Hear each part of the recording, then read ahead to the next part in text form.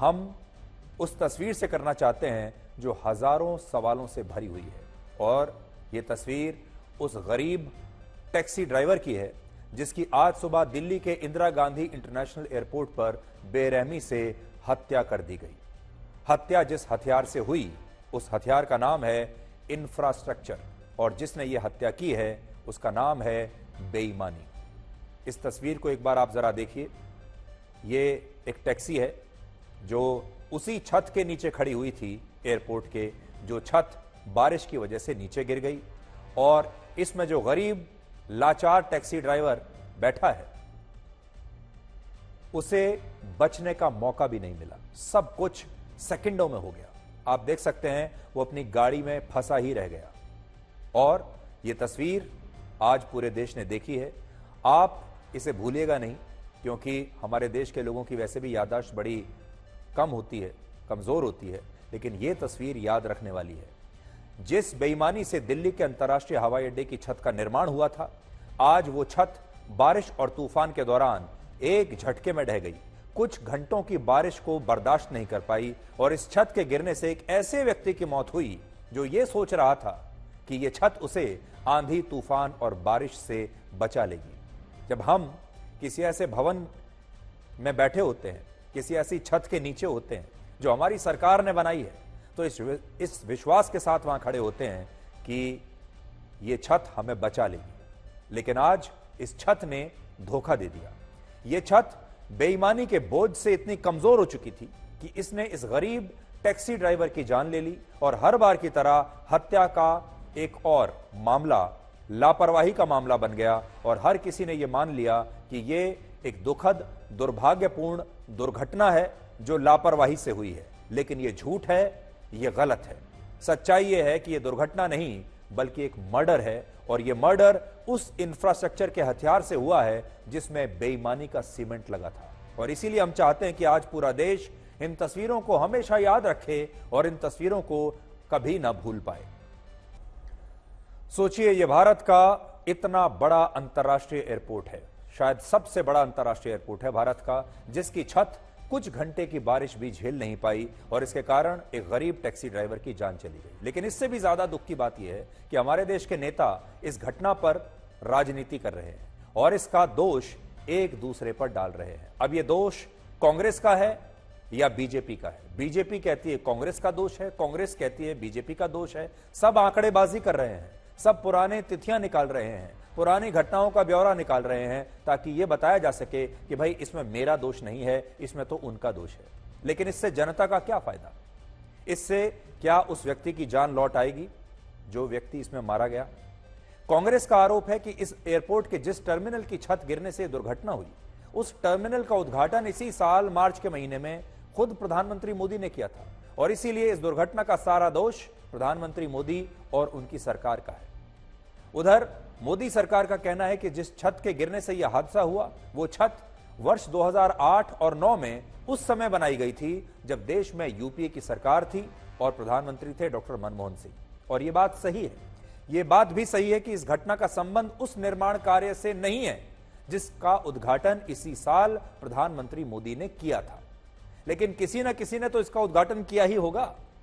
यहां एक बड़ा सवाल यह भी है कि क्या इस घटना के लिए यूपीए की सरकार को सिर्फ इसलिए दोषी मानना सही होगा कि यह छत उसकी सरकार में बनी थी?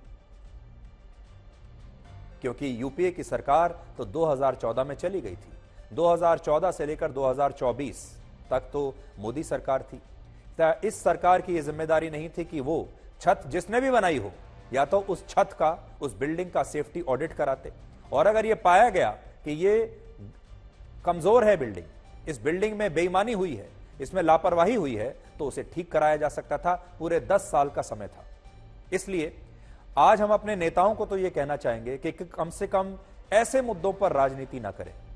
दिल्ली एयरपोर्ट के रखरखाव पर हर साल 118 करोड़ रुपए खर्च होते हैं, और अगर एयरपोर्ट के किसी दरवाजे का एक हैंडल भी खराब हो जाए तो इसकी भी रिपोर्ट बनाकर भारत सरकार के नागरिक उड्डयन मंत्रालय को दी जाती है, और एयरपोर्ट की सुरक्षा के मद्देनजर हर साल उसका सेफ्टी ऑडिट भी होता है। लेकिन सोचिए, अगर इतना सब कुछ होता है तो फिर इसके बाद भी एयरपोर्ट की छत गिर जाती है, और यह हादसा फिर आखिर कैसे हो सकता है? दिल्ली एयरपोर्ट का संचालन देखने वाली company Delhi international airport limited, जिसे हम डायल भी कहते हैं, उसका कहना है कि दिल्ली में वर्ष 1936 के बाद पहली बार जून के महीने में इतनी भयंकर तेज बारिश हुई है और इसी बारिश के कारण एयरपोर्ट की छत ढह गई। तो उन्होंने तो पूरा दोष जो है वो बारिश को दे दिया कि हम क्या करें, बारिश ही इतनी तेज हुई कि एयरपोर्ट की छत ढह गई। लेकिन हमारा सवाल यह है कि हमारे देश में जो एयरपोर्ट बनाए जाते हैं, रेलवे स्टेशंस, बड़े बड़े हाईवेज, बड़ी बड़ी इमारतें, वो इस हिसाब से बनाई जाती हैं ताकि ये सब भारी बारिश, आंधी और तूफान को भी झेल सके। हम तो ये कह रहे हैं कि 4 घंटे की बारिश नहीं, 4 महीने तक भी अगर लगातार बारिश होती रहे तो भी हमारे देश के एयरपोर्ट और रेलवे स्टेशन, इमारतें और सड़कों को टूटना नहीं चाहिए। लेकिन इस मामले में तो उल्टा हो रहा है और यह साबित करने की कोशिश हो रही है कि सारा कसूर बारिश की इन बूंदों का है, जबकि ऐसा कहा जा रहा है कि यह छत इसलिए गिरी क्योंकि उसके बीम में जंग लग चुका था और कुछ समय पहले हुए सेफ्टी ऑडिट में इस छत को असुरक्षित भी मान लिया गया था। और ऐसा बताया जा रहा है कि एयरपोर्ट के इस हिस्से को अगले महीने से बंद करके इस छत की मरम्मत का काम शुरू होने वाला था, लेकिन उससे पहले ही इस गरीब टैक्सी ड्राइवर की मौत आ गई और यह छत गिर गई और इसने हमारी पूरी की पूरी व्यवस्था की पोल खोल दी। इस व्यवस्था में कौन कौन लोग हैं? इसमें वो प्राइवेट कंपनियां शामिल हैं जिन्होंने इस एयरपोर्ट को बनाया, वो प्राइवेट कंपनियां शामिल हैं जो इस एयरपोर्ट का संचालन करती हैं, वो संस्थाएं शामिल हैं जिन्होंने इसका एयरपोर्ट का सेफ्टी ऑडिट किया होगा, और वो सरकार जिम्मेदार है जिसके पास कोई भी कदम उठाने की, कोई भी फैसला करने की पूरी आजादी थी। आज आपको यह भी सोचना चाहिए कि जिस घटना में 12,000 करोड़ रुपए की लागत से बने एयरपोर्ट की छत गिरी हो, क्या उस घटना में बेईमानी करने वाली हमारी व्यवस्था, बड़े बड़े सरकारी अधिकारियों, कॉन्ट्रैक्टर्स, बड़ी बड़ी प्राइवेट कंपनियों की जिम्मेदारी तय नहीं होनी चाहिए थी? और क्या इन कंपनियों के जवाबदेह अधिकारियों और सरकारी अफसरों के खिलाफ एफआईआर नहीं होनी चाहिए थी? ये इसलिए हम सवाल पूछ रहे हैं क्योंकि इस मामले में अभी जो एफआईआर दर्ज की गई है, इस एफआईआर में सारी धाराएं अज्ञात व्यक्तियों के खिलाफ लगाई गई हैं। यानी एफआईआर लिखने वाले को भी पता नहीं है कि इसका दोष किसके मत्थे मंडना है, इसका दोषी कौन है। और जब मामले को दबाना होता है तो उसकी पहली कड़ी ये होती है कि एफआईआर में लिख दिया जाता है कि अज्ञात लोगों के खिलाफ ये एफआईआर दर्ज की जा रही है। हमें भी नहीं पता किसके खिलाफ, और वो अज्ञात लोग हमेशा अज्ञात ही रहते हैं। इस बात को सब जानते हैं कि दिल्ली एयरपोर्ट के संचालन का contract Delhi international airport limited नाम की कंपनी के पास है।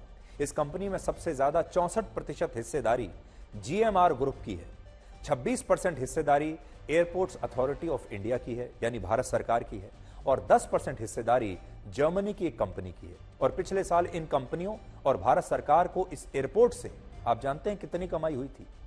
4,254 करोड़ रुपए की कमाई हुई थी। इन सारे लोगों को मिलकर 4,500 करोड़ रुपए इन्होंने कमा लिए। लेकिन तब भी इसकी सुरक्षा के लिए एक पैसा इनसे निकलता नहीं।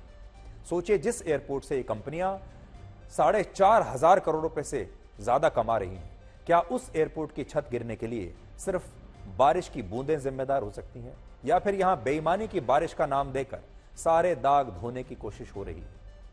नागरिक उड्डयन मंत्री राम मोहन नायडू ने कहा है कि इस घटना में जान गंवाने वाले टैक्सी ड्राइवर को 20 लाख रुपए दिए जाएंगे और घायलों को 3 लाख रुपए का मुआवजा मिलेगा।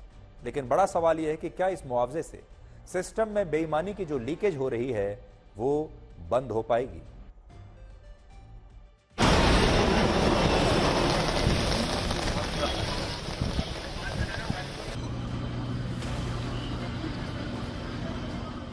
Structure has been built in 2009, and what we have asked the DIAL, Delhi International Airport Limited, also is to do a verification inspection from their side.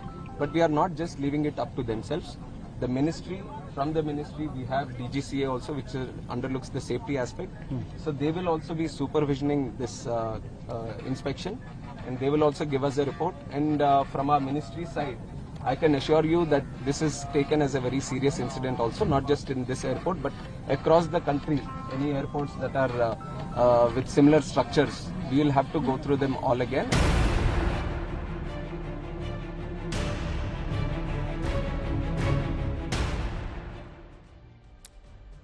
हमारे देश के civil aviation minister Ram Naidu, देखिए वैसे मेहनत तो बहुत कर रहे हैं। वो सिर्फ 36 साल के हैं, पहली बार केंद्रीय मंत्री बने हैं और मंत्री बने उन्हें सिर्फ 24 दिन हुए हैं और 24 दिन के अंदर ही उनके विभाग में इतनी बड़ी दुर्घटना हो गई। इसलिए इस दुर्घटना का दोष उन्हें तो नहीं दिया जा सकता, क्योंकि उन्हें तो अभी आए हुए मुश्किल से 24 दिन हुए हैं। अभी तो वो समझ ही रहे होंगे कि ये पूरा मंत्रालय चलता कैसे है। लेकिन उससे पहले ही उनके जो पूर्वज हैं इस मंत्रालय में, यानी उनसे पहले जो मंत्री रहे हैं, आज से 10 साल, 20 साल, 30 साल पहले के वाले जो मंत्री हैं, जो वो काम करके गए हैं, उनके कर्मों की सजा आज राम नायडू को भुगतनी पड़ रही है। हमारे देश में जो सबसे बड़ा फ्रॉड और धोखा है, आज एक नई बात हम आपको बता रहे हैं। इस फ्रॉड और धोखे का नाम है इंफ्रास्ट्रक्चर का फ्रॉड। और इस बात को आप दो और खबरों से आज समझ सकते हैं। इनमें पहली खबर मध्य प्रदेश से है, जहां सिर्फ 3 महीने पहले बने जबलपुर एयरपोर्ट के एक नए टर्मिनल की छत बारिश के कारण ढह गई और इस घटना में कई लोग बाल बाल बच गए। तस्वीरें देखिए, ये जबलपुर का एयरपोर्ट है। इस टर्मिनल को बनाने पर 450 करोड़ रुपए खर्च हुए थे और खुद प्रधानमंत्री मोदी ने इस एयरपोर्ट के नए टर्मिनल का उद्घाटन किया था। लेकिन 27 जून को सिर्फ बारिश का पानी भरने के कारण इस एयरपोर्ट की छत ढह गई और इससे आप समझ सकते हैं कि हमारे देश में विकास और इंफ्रास्ट्रक्चर के नाम पर लोगों के साथ कितना बड़ा धोखा होता है।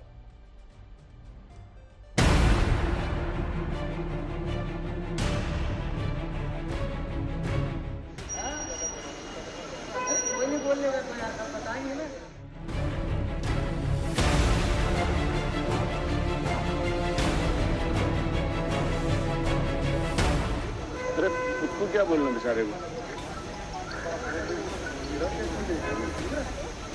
ऊपर से फटा पानी पूरा अंदर आ गया सर। हाँ